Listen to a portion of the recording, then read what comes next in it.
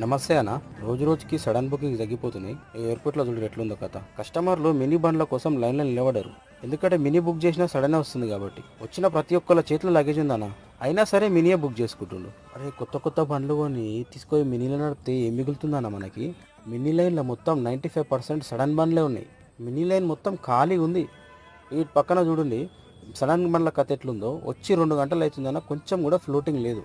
అరే కస్టమర్కి sudden requirement ఉంటే మినీ బుక్ చేసుకుంటుండు. ఇదేం పద్ధతి అన్న?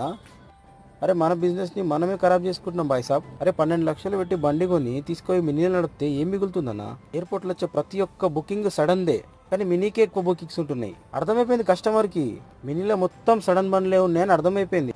రూపాయి వాడు సేవ్ చేసుకుంటుండు, మన రూపాయలు మాత్రం మన పుణ్యానికి పోగొట్టుకుంటున్నాం. కస్టమర్కి అర్థం కావాలా, మినీ బుక్ చేస్తే వ్యాగ్నర్లు ఇండికాలే వస్తాయని. అప్పుడు కస్టమర్ కూడా మినీలు బుక్ చేయడు, సడన్లే బుక్ చేస్తాడు. సో ప్లీజ్ సడన్ బండ్లన్నీ సడన్లే నడపండి. మినీ